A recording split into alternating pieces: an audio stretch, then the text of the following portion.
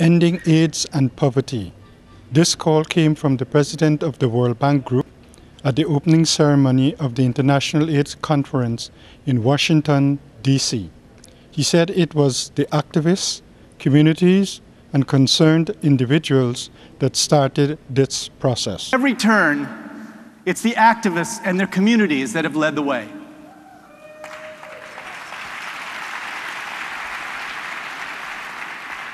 It was activists and communities who devised safer sex, promoted condom use, needle exchange, and virtually all the behavioral prevention we use today. It was activists who transformed drug development and regulatory processes and involved patients in clinical research, cutting drug approval times in half in the global north.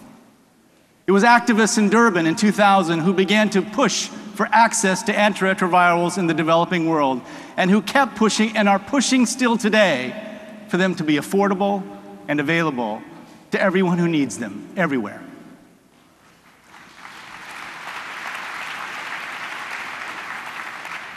And it was activists whose deep understanding of the communities most affected by AIDS has spurred a movement to promote the health and dignity of gay men, sex workers, and drug users that has now reached every corner of the world. According to Yong Kim, it was these collective efforts that have seen remarkable gains in the fight against HIV/AIDS. So he made a global call to continue unrelentingly. The AIDS movement has rekindled values that show the kind of global development we're striving for.